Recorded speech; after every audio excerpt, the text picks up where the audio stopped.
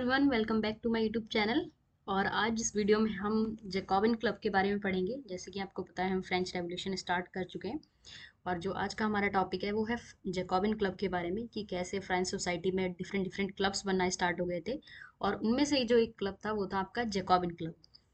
So, the members of the Jacobin Club belong mainly to the less prosperous section of the society. They include small shopkeepers, artisans such as shoemaker, pastry cooks, watchmaker, printers, as well as servant and daily wage worker.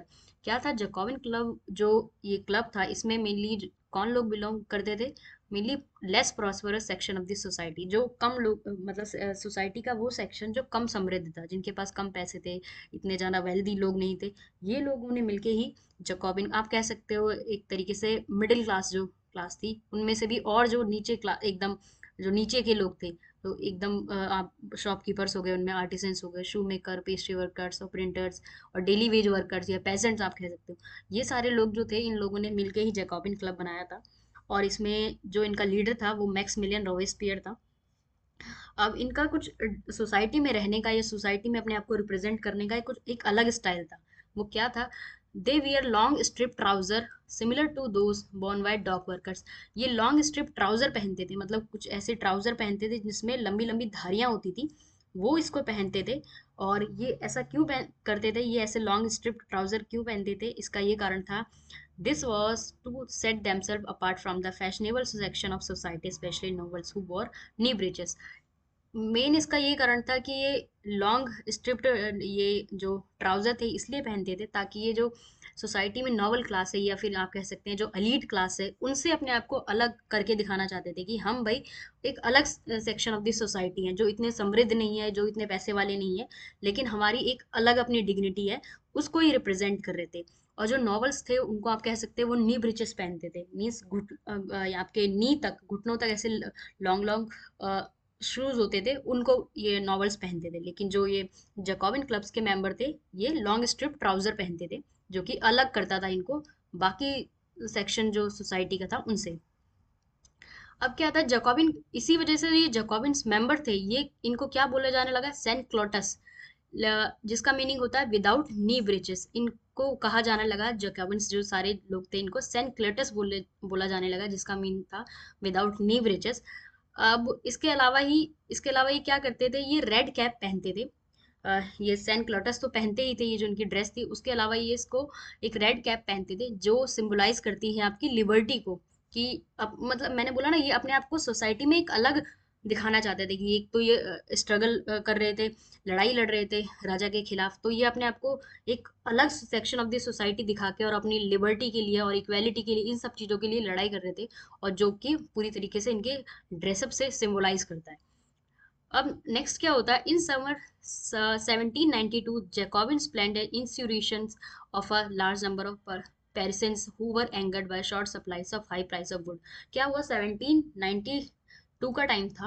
ये जैकॉबिन्स जो member थे उन्होंने कुछ plan बनाया, और वो क्या था? एक तो क्या हो गया था, जो सप्लाई थी गुड्स की, या जो आप कह सकते हो फूड की, वो कम हो चुकी थी। ऊपर से जो प्राइस था फूड का या प्रोडक्शन का, वो बहुत ज़्यादा बढ़ चुका था। इससे भी जो पेरिस के लोग थे वो बहुत गुस्सा थे। तो ये जैकॉबिन क्लब पहले से ही प्लान बना रहे थे कि कैसे ये राजा को कब्जा करें, या राजा के खिलाफ विद्रोह करें, लड़ाई करना स्टार्ट करें। तो इन्होंने क्या प्लान बनाया? On the morning of 10th they stormed August 10th, they stormed palace of Turelis, massacred the king guard and held the king himself as a hostage for several hours। क्या करा इन लोगों ने? अगस्त 10 को, 10 अगस्त को इन्होंने जो राजा का पैलेस था ट्यूरेलिस का, उसको ढा दिया, और जो उसका गार्ड था राजा का, उसको भी मार दिया। और राजा को बंदी बना लिया for several hours. Later the assembly voted to imprison the royal family. उसके बाद जो असेंबली बनी, मतलब इलेक्टेड न्यू असेंबली बनी, उन्होंने क्या करा? जो रॉयल फैमिली थी उसको प्रिजन में डाल दिया। इलेक्शन हुए, और from now on all man of 20 years and above regardless of wealth got the right to vote. इसके साथ ही क्या हुआ? एक काम और हो गया, कि भाई जैकॉबिन क्लब ने क्या कर दिया, कि जो भी मैन थे, सिर्फ ओनली, ये ध्यान देने वाली बात है कि अभी भी यहाँ पे मैन मैन को, जो 21 साल के हैं या उससे ज़्यादा के हैं, उनको अब इसमें वेल्थ को कंसिडर नहीं किया उन्हें, कि आपके पास पैसा है या नहीं है। इन्होंने बोला regardless of wealth got the right to vote, कि उनके पास पैसा है या नहीं है, लेकिन वो 21 साल या उससे ज़्यादा के एज के हैं, man, only man, not women, उन सबको राइट टू वोट दे दिया गया जो जैकोबिन क्लब में जो न्यू असेंबली बनी। The newly elected assembly was called the convention. और मेन इंपॉर्टेंट, जो ये न्यू असेंबली बनी थी इसको क्या बोला गया, कन्वेंशन बोला गया। On 1 September 1792 it abolished the monarchy and declared France as a republic। क्या हुआ 21 सितंबर 1792 को जो ये जो न्यू असेंबली बनी थी उसने क्या करा, मोनार्की को एकदम खत्म कर दिया, अबॉलिश कर दिया और फ्रांस को क्या कर दिया, रिपब्लिक घोषित कर दिया कि फ्रांस अब क्या है, आज से फ्रांस क्या रिपब्लिक है। मीन्स फॉर्म ऑफ गवर्नमेंट होता है जिसमें लोग हेड ऑफ स्टेट को चुनते हैं, मतलब लोगों के पास अब अधिकार दे दिया कि वो अपने जो वहाँ का हेड ऑफ स्टेट है उसको चुन सकते हैं। जो वहाँ का लीडर है, जो हेड ऑफ स्टेट बनेगा, उसको लोगों के पास राइट टू वोट हो गया कि वो उनका हेड ऑफ स्टेट को वो चुन सकते हैं। नाउ इसके बाद क्या हुआ, there is no hereditary monarchy. ये जो मोनार्की थी उसको पूरी तरह से खत्म कर दिया गया कि कोई हेरिडेटरी मोनार्क नहीं होगा कि भाई उसका राजा फिर उसका बेटा राजा, ये ऐसे जो प्रथा थी पूरी तरीके से खत्म कर दी।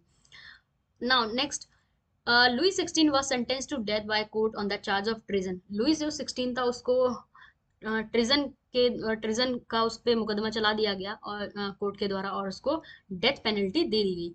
On 21 January 1793 he was executed publicly at the place de la Concorde। अब 21 जनवरी 1793 को ये जो प्लेस था डी ला कॉन्क्रेट में उसको मार दिया गया, एग्जीक्यूट कर दिया गया। और जो राजा ये था लुई 16, इसको एक स्पेशल टाइप मशीन होती है उस टाइम पे, ग्लूटेन जिसको बोलते हैं, उससे मारा गया। वो आप आगे पढ़ेंगे ग्लूटेन कैसी मशीन थी। Now next the topic is the reign of terror. अब आपको पता है कि जैकोबिन क्लब्स जो थे वो आ गए थे सत्ता में, उन्होंने न्यू असेंबली फॉर्म कर दी थी और उस असेंबली का नाम उन्होंने न्यू कन्वेंशन किया था। अब इसके बाद क्या हुआ, मोनार्की पूरी तरीके से खत्म हो गई और मैक्समिलियन रोबेस्पियर जो था वो उनका लीडर बन गया, क्योंकि उसी ने सारा मूवमेंट जो था वो स्टार्ट करा था जैकोबिन क्लब का। अब बारी थी मैक्समिलियन रोबेस्पियर की। अब टाइम था द रीन ऑफ टेरर का, कि कैसे मैक्समिलियन रोबेस्पियर ने लोगों को डराया या क्या क्या पॉलिसी लाई। ये बहुत इंपॉर्टेंट है कि मैक्समिलियन जो रोबेस्पियर था वो भी कोई ऐसा कम तानाशाह नहीं था, वो भी बहुत ज्यादा बड़ा तानाशाह बन गया था, क्योंकि जो पावर थी ओनली इसके हाथ में आ गई थी और किसी के पास नहीं थी। The period from 1793 to 1794 is refer to as the reign of terror.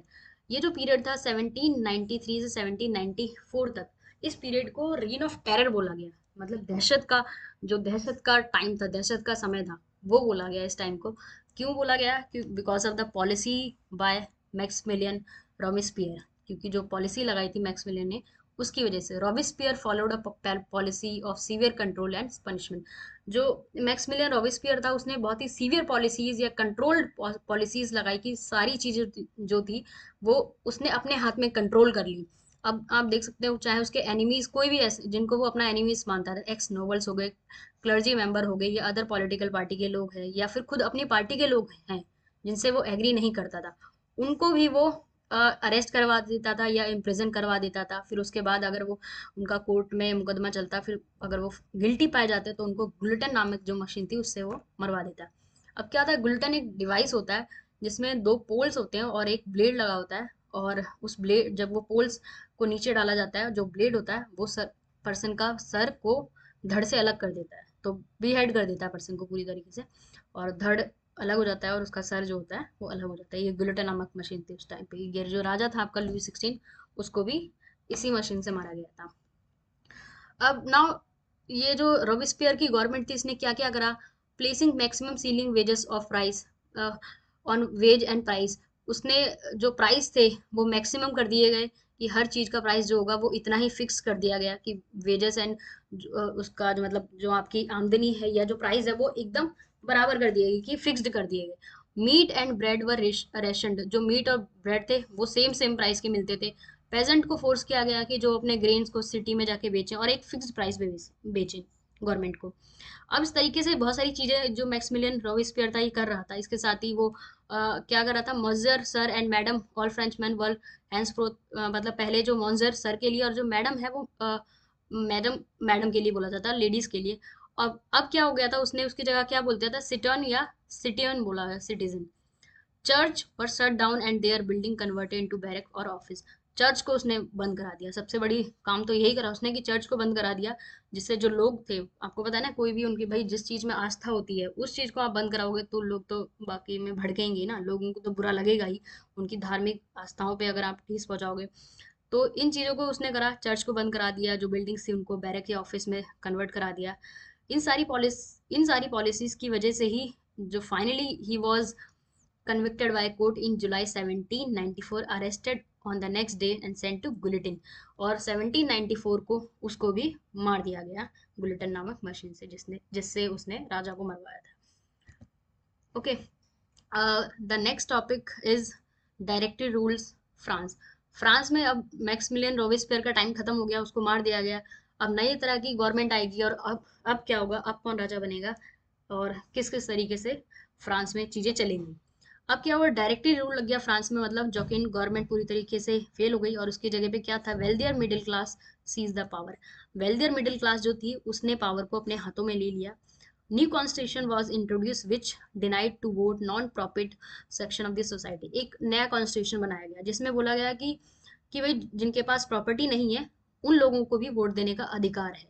It provided for two elected legislative council. इसमें एक और ये हो गई डायरेक्टरी रूल में कि भाई टू लेजिस्लेटिव काउंसिल बनाए गए। टू लेजिस्लेटिव काउंसिल क्या होता है, क्या था इसमें, then appointed directory and executive made of five member. एक डायरेक्टरी जो जिसको क्या बोला गया, एक तरीके की एग्जीक्यूटिव थी जिसमें 5 मेंबर थे।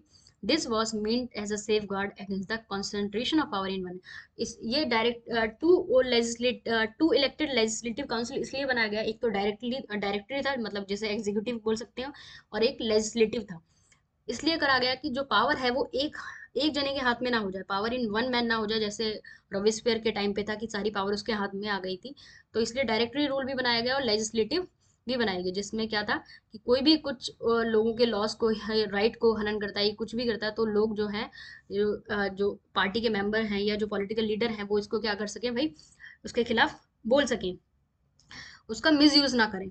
Now the political instability of the directive pave for the rise of military dictator Napoleon Bonaparte. अब क्या होता है डायरेक्टिव रूल में, उसी टाइम पे ये क्या कहते हैं, एग्जीक्यूटिव में एक मिलिट्री लीडर था जिसका नाम था नेपोलियन बोनापार्ट। अब यहाँ से कह सकते हैं कि नेपोलियन का टाइम स्टार्ट हो गया था, अब नेपोलियन की सत्ता आने वाली थी।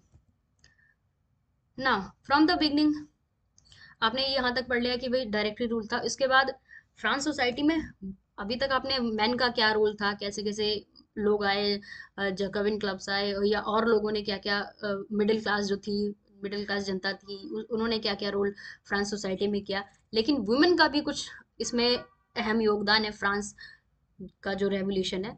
तो वुमेन ने कैसे अपने आप को फ्रांस सोसाइटी में पेश किया, उसके बारे में हम कुछ पढ़ेंगे। From the very beginning women were active participant in the events which brought about so many important changes in France society.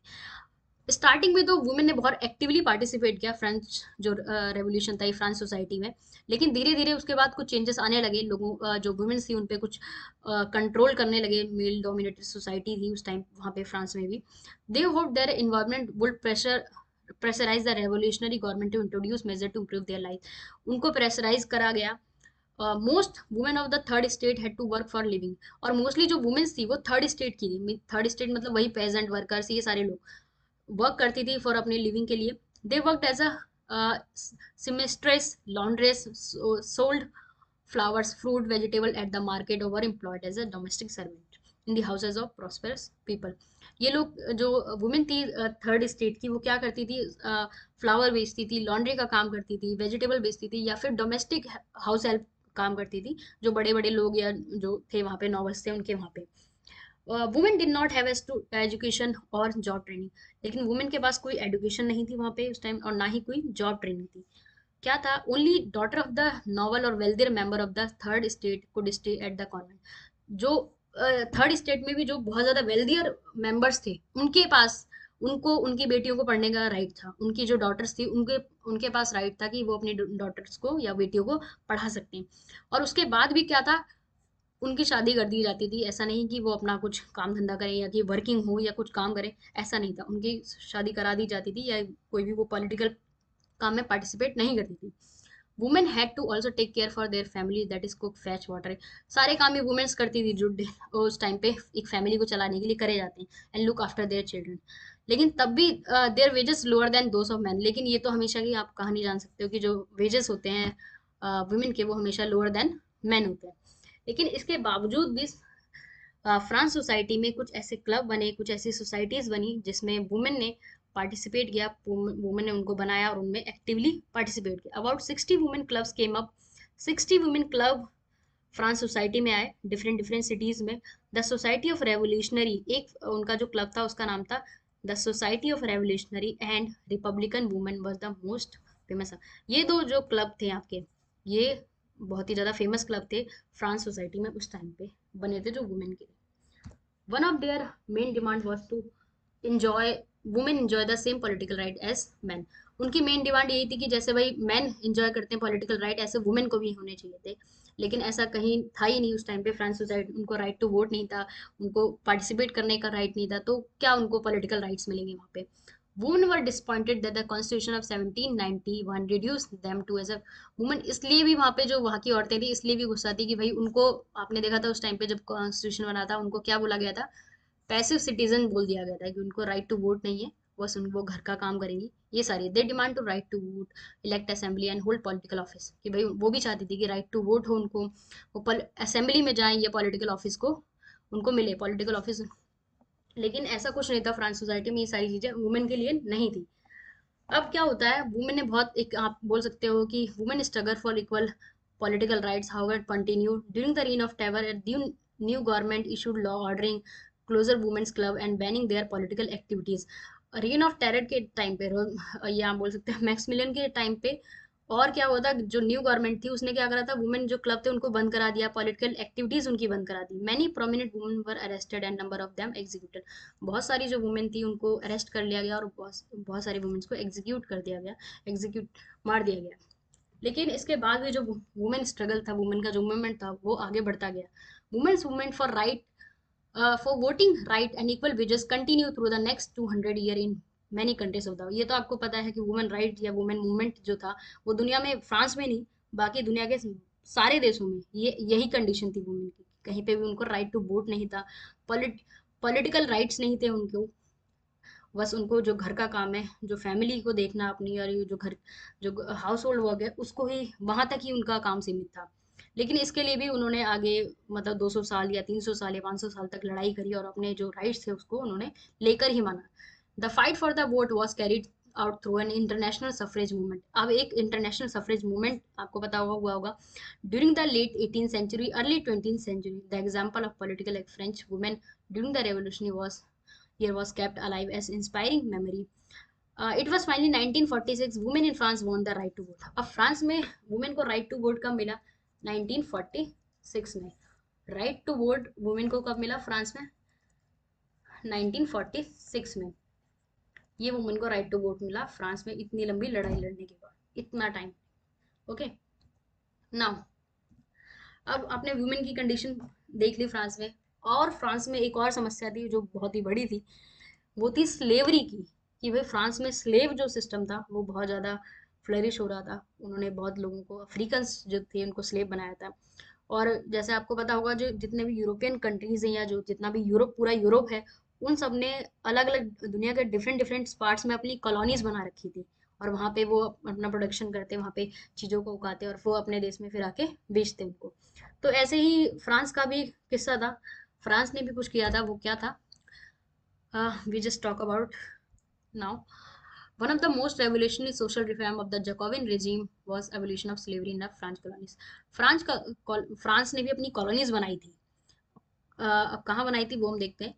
तो जैकोबिन regime था उस टाइम पे, जब उसने स्लेव, फ्रांस जो कॉलोनीज थी वहाँ पे स्लेवरी को मना किया, स्लेवरी को पूरी तरह से खत्म करने की कोशिश की थी, एवोल्यूशन किया था उसका। लेकिन क्या था, the colonies in the Caribbean, Martinique, Guadeloupe, San Domingo. तो फ्रांस जो कॉलोनीज थी वो कहाँ कहाँ थी, कैरेबियन में थी, मतलब अमेरिका के, आपके साउथ अमेरिका या जो आपका नॉर्थ अमेरिका, वहाँ के नीचे जो बॉर्डर पे, वहाँ पे इन्होंने अपनी कॉलोनीज बनाई थी। ये सारी अब कॉलोनीज के नाम देखिए, मेंटिक्यू हो गया, गर्डेलेप हो गया, या फिर सैन डोमिनिगो हो गया। Were important supplier of commodities such as tobacco, indigo और शुगर एंड कॉफी। ये जो सारी कॉलोनीज थी, ये जो आपकी फ्रेंच कॉलोनीज थी, ये क्या प्रोड्यूस करती थी? टबैको, इंडिगो, शुगर, और ये फ्रेंच में जाके फिर ये लाते और वहाँ पे ये बेचते। अब क्या था, फ्रांस के जो लोग थे या यूरोप के जो लोग थे, वहां पे जाके इन कॉलोनीज में जाके वर्क करने को तो वो अनफेमिलियर मानते थे, या फिर बोलते थे कि इतनी दूर कौन जाएगा काम करने। तो इससे क्या हुआ, उनका शॉर्टेज हो गया लेबर की। वहां पे प्लांटेशन जो वर्कर थे, प्लांटेशन जो फार्म थे, वहां पे शॉर्टेज हो गया लेबर की। तो इसके बाद उन्होंने क्या करा, so this was meant a triangular slave trade between Europe, Africa and America. इसलिए उन्होंने एक स्लेव ट्रेड बिजनेस स्टार्ट किया। आप कह सकते हो बिजनेस टाइप का ही था उस टाइम पे। ट्रायंगुलर स्लेव ट्रेड ये था, जिसमें क्या था, यूरोप, अफ्रीका एंड अमेरिका, ये तीन कंट्रीज का पूरी तरीके से इन्वॉल्वमेंट था। ट्रायंगुलर इसीलिए इसको बोला जाता था। क्या था, the slave trade begin in the 17th century. French merchants sailed from the port of Bordeaux on Nantes to African coast where they bought slaves from local chieftain। अब फ्रेंच जो मर्चेंट थे, उन्होंने क्या करा, ये पोर्ट थे Bordeaux और Nantes to the African coast. African coast के वहाँ पे ये दो पोर्ट थे, ये शहर छोटे छोटे, वहाँ पे ये लोग गए और वहाँ के जो लोकल चीफ्टेन थे, जहाँ के वहाँ के जो मुखिया थे, उनसे कुछ स्लेव्स को खरीद के ले आए। Branded and shackled the slaves और packed tightly to into ship. उनको पूरा, उन पे हथकड़ियां लगा दी गई, उनको शेकल्ड कर दिया गया, उनके पैरों में जंजीर डाल दी गई और उनको शिप में बिठा के वहां पे कैरिबियन आइलैंड पे छोड़ दिया गया। अब देवर सोल्ड टू प्लांटेशन ओनर, और उनको जो स्लेव्स थे उनको किसको बेच दिया गया? प्लांटेशन ओनर्स को बेच दिया गया। कि बड़े बड़े प्लांटेशन फार्म होते थे, जो टी का हो गया, कॉफी का, इंडिगो का, और वहां पे ये as a worker, slave worker इनको काम कराया जाता था दिन रात भाई, विदाउट इनको कुछ खाना पीना दिए हुए, दिन रात ऐसे काम कराते थे। The exploitation of slave labour made it possible to meet the growing demand in Europe. इनका मेन मकसद यही था, इनका मेन बहुत ही ज्यादा स्लेव पे बुरी तरीके से अत्याचार करना, उनको मारना, प्रताड़ित करना, या फिर कह सकते हैं आप बोली खाना पीना नहीं देना। बस यही एक डिमांड थी कि यूरोप में जो डिमांड बढ़ रही थी इन सारी चीजों की, टबैको, उसको पूरी तरीके से फुलफिल करना, उसको मतलब कंप्लीट करके देना अपने यूरोपियंस जो ओनर्स थे उनको। तो market for sugar and coffee, Indigo, ports like Bordeaux and Nantes owed their economic prosperity to flourish slave trade। और जो ये दो पोर्ट थे, बॉर्डेक्स और आपके नेंटेस, ये कैसे फ्लरिश हो रहे थे? ऐसा स्लेव ट्रेड भाई, वहां पे स्लेव मिलते थे और ये जो यूरोपियंस हैं वहां पे जाते और स्लेव्स को पकड़ के ले आते थे। तो this is all about the slavery. अब इसके बारे में हम और पढ़ेंगे कि कैसे स्लेवरी खत्म हुई और कैसे कैसे स्लेवरी का क्रिटिज्म हुआ। लेकिन ये आपको पता चल गया ना, कैसे जो यूरोप से वो अफ्रीका से स्लेव लेके आते, और अमेरिका के जो वेस्टर्न कोर्ट आप बोल सकते हैं लोअर पार्ट था, ये साउथ अमेरिका के, वहाँ पे कैरिबियन आइलैंड थे, वहाँ पे जितने भी छोटे छोटे देश थे, वहाँ पे ये प्लांटेशन ओनर्स को ये दे देते और ये इनसे दिन रात काम कराते। The National Assembly held long debates about whether the rights of man should be extended all French subjects, including those in colonies। अभी नेशनल असेंबली में लॉन्ग डिबेट्स चलने लगी कि भाई मैन के कुछ, आदमी के कुछ राइट्स होते हैं जिनको हमें इंक्लूड करना चाहिए, ताकि चाहे वो कॉलोनीज में ही क्यों ना, जो फ्रेंच कॉलोनीज है वहां पे ही क्यों ना हो, उनको कुछ राइट दिए जाने चाहिए। But it did not pass any laws fearing opposition from business. अब इनको कोई लॉ पास नहीं हो गया, उनको अपने बिजनेस का, whose economic depend on the slave trade. अब इनको ये लगा कि जो इनकी पूरी इकोनॉमी है किस पे डिपेंड है? स्लेव ट्रेड पे डिपेंडेंट, इसलिए इन्होंने कोई भी लॉ पास नहीं करा। It was finally the convention it was finally the convention which in 1794 legislated to free all slave. Convention था जिसने आपने पीछे पढ़ा था ना, नेशनल असेंबली बनी थी 1792 में, उसने ही 1794 में एक लॉ लाया जिसमें बोला गया कि सारे जितने भी फ्रेंच कॉलोनीज में स्लेव्स हैं उनको फ्री कर दिया जाएगा। This however turn to be a short term measure 10 years later. लेकिन ये थोड़ी ही देर की बात थी, क्योंकि नेपोलियन री इंट्रोड्यूस स्लेवरी अगेन। जो नेपोलियन था उसने स्लेवरी को दोबारा वापस ले आया। मैंने बताया था ना कि जो स्लेवरी थी वो छोटी मोटी नहीं थी, काफी लंबी, 100 200 300 साल तक चली थी slavery. Plantation owners understood their freedom as including the right of to enslave African Negro and pursued their economic interest, क्योंकि उनको अपना इंटरेस्ट था। Slavery was finally abolished in French colony 1848। और जो स्लेवरी थी फ्रांस में कब अबॉलिश हुई पूरी तरह से? 1848 में। So this is all about the slavery, कि फ्रांस में स्लेवरी को कैसे खत्म किया गया। अब हम पढ़ेंगे थोड़ा सा कि the revolution in everyday life, कि भाई रेवोल्यूशन था और उसके बाद जो लोगों के रोजमर्रा की जो जीवन था उस पर कैसे प्रभाव डाल रहा था रेवोल्यूशन, क्या लोगों के जीवन पे इफेक्ट पड़ रहा था, जो आम लोग थे, आम जनता थी फ्रांस की। One important law that came into effect soon after the storming of Bastille in 17 was the abolition of censorship, कि बस censorship को खत्म कर दिया गया। In old regime, all written material, culture activities, books, newspaper, play could be published or performed only after they've been approved by the censor of the king. कि ये सारी जो चीजें हैं उस टाइम पे क्या था, ओल्ड रिजीम में क्या था, ये मतलब कि बुक्स, न्यूज़पेपर, प्ले या जो भी है वो तभी पब्लिश करी जा सकती थी जब उसमें राजा का अप्रूवल होगा, मतलब राजा उसको मंजूरी देगा, तभी ये सारी चीजें पब्लिश करी जा सकती थी। लेकिन 1789 में ये सारी जो सेंसरशिप थी उसको खत्म कर दिया गया।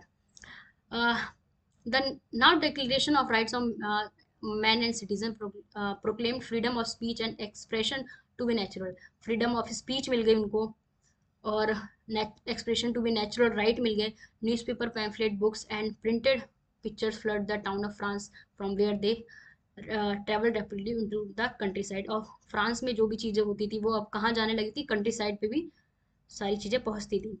तो ये सारी चीज़ें फ्रांस के जो मतलब जो भी डेली रोजमर्रा की जो लाइफ थी आम लोगों की, ये सारी चीज़ें फ्रांस में चल रही थी revolution at the time of revolution. Now अब हम थोड़ा सा कंक्लूजन पे आ गए हैं कि ये चैप्टर ऑलमोस्ट खत्म होने वाला है। अब हम इसमें कंक्लूजन पढ़ेंगे कि कैसे क्या क्या हुआ और कैसे कैसे फ्रांस सोसाइटी अपने एंड पे आ गई। 1884 नेपोलियन बोनापार्ट क्राउन हिमसेल्फ। अब क्या होता है 1884 पे, जो नेपोलियन बोनापार्ट था, वो मैंने बताया था जैकोबिन डायरेक्टरी और आपका लेजिस्लेटिव असेंबली के बीच में लड़ाई हुई थी, उनकी नहीं बन रही थी, उसके बीच में कौन आया था, नेपोलियन, मिलिट्री जो लीडर था वो नेपोलियन बोनापार्ट आया था। उसके बाद नेपोलियन ने ही अपने आप को फ्रांस का एम्परर घोषित कर दिया।